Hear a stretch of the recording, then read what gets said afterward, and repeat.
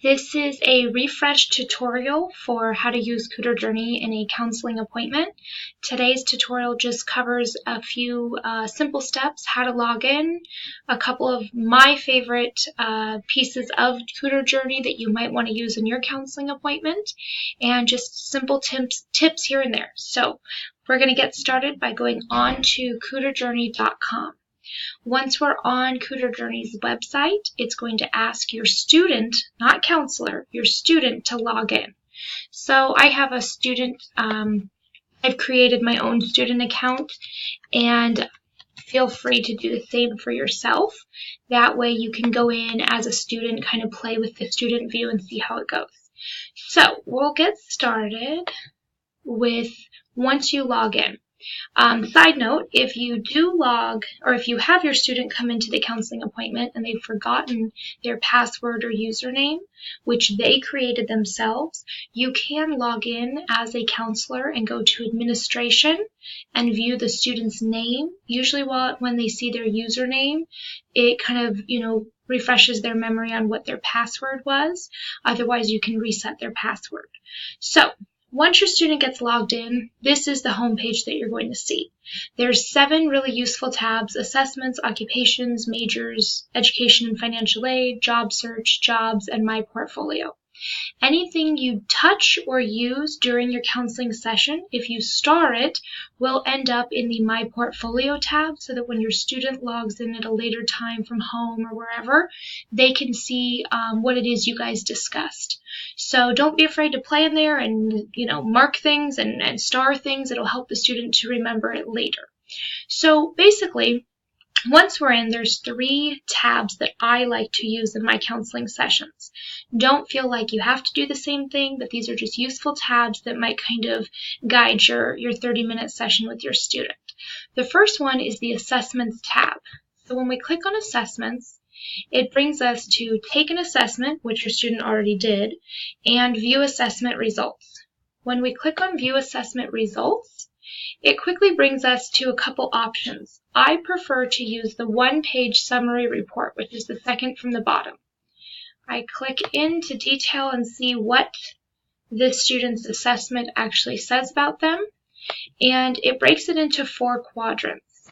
The 4 areas that they can explore or that you can discuss together include the interests at the top, the skills confidence, which is the top right, going down, the work values assessment, and the last is the composite report. Most of the interest is something you've already been trained on and you use often when you do it, like MBTI or any other type of career assessment. But what I really like to focus on in my Journey appointments is the skills confidence, the top right-hand corner over here.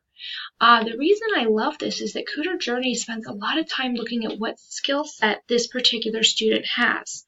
Sometimes they might have a great interest or passion in the medical field, for example, yet they don't really have the skills to match. They might not be very good with math and science, and I personally don't really want them as my nurse or doctor if they're not awesome with their numbers.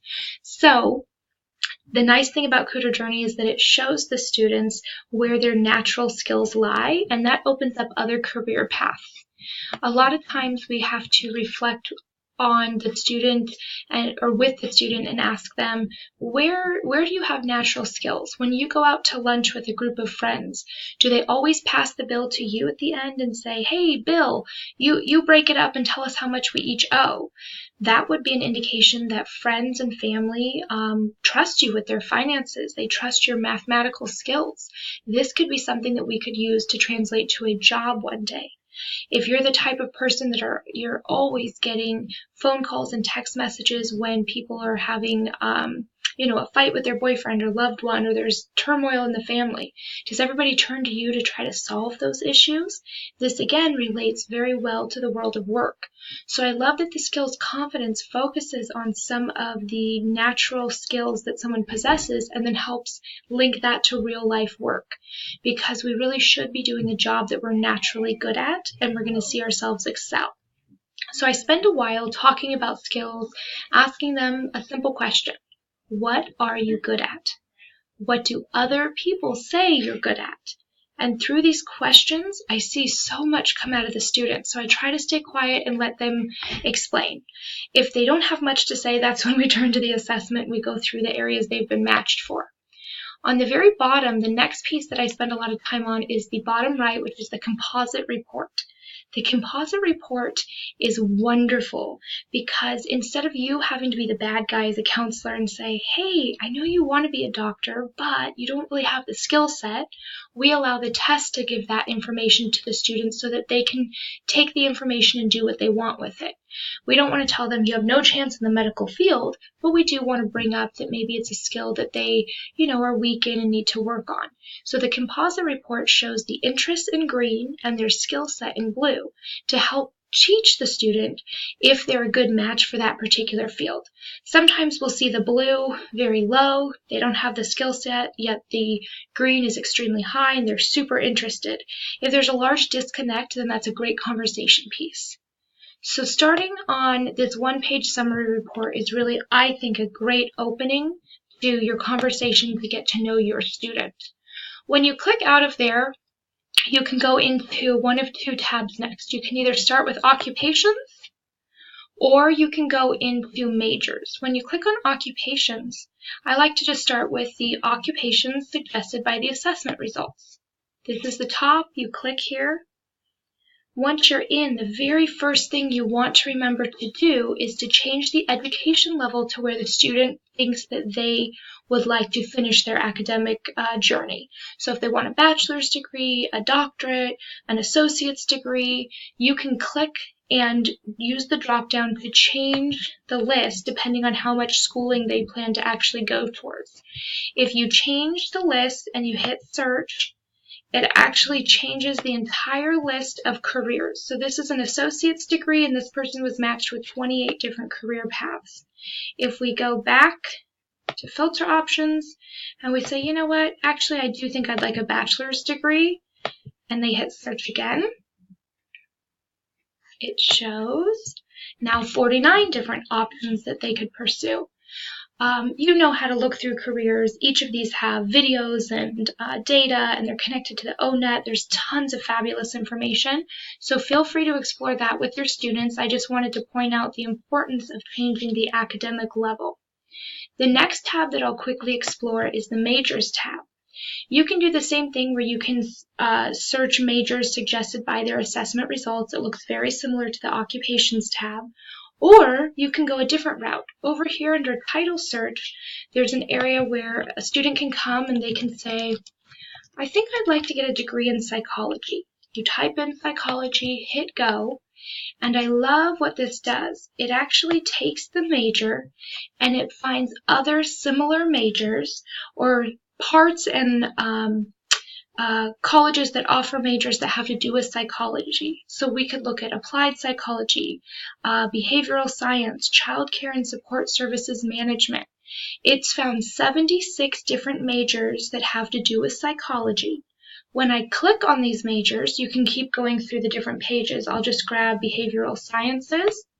When I click on behavioral sciences, this is kind of similar to assist.org's major tab. I can say that the student wants to look in California, and it gives me private schools, UCs, CSUs, and California community colleges. So this is an awesome tool for finding if they want to study behavioral sciences, which colleges they could transfer to that actually have that specific major. If they'd like to look out of state, they can quickly change the drop-down and say, you know what, maybe I'll look at Colorado.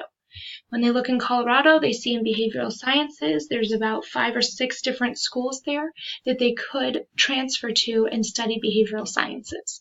So I love this. It's just like Assist, except for it's even better because it includes out-of-state, it includes private schools and other community colleges. So if your student's really set on their major and they're not sure where to transfer, this is an awesome tool. The last tab that I'll show you, because if you really spend a good amount of time on each of the tabs I've shown you, about 10 to 15 minutes, that's going to be your whole counseling session. So I quickly fly through. The last one I always go to is the job search tools. Not because they're going to search for jobs, but because at the very bottom, like a hidden gem, there's a Find Professional Associations tab, and I love this because by this point in our counseling session, the student has usually been introduced to multiple careers that they might be interested in.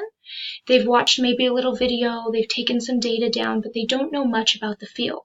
So what we do is I show them, just with one professional association, how to search and use a professional association. And this is their homework piece.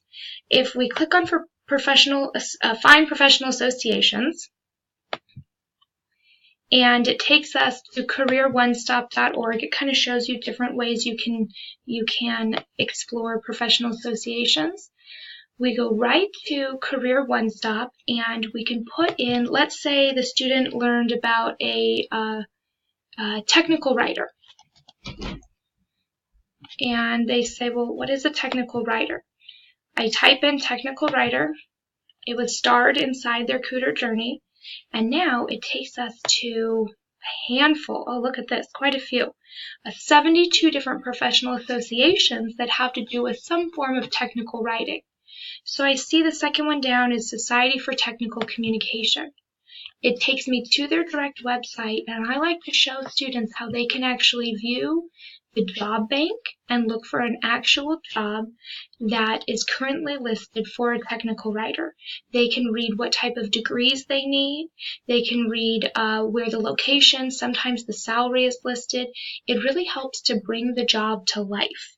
So when we were on Cooter Journey and they learned about 3 or 4 new careers under the Occupations tab, they can then type those into a professional association and do much, much better research, more in-depth research on those careers, kind of play around, do some homework, and then they can always come back and meet with me to, declare that major and get a student ed plan created.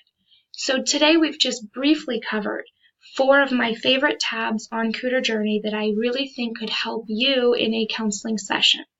I've also attached a list of these steps in case you don't have time to watch the whole tutorial. Thank you.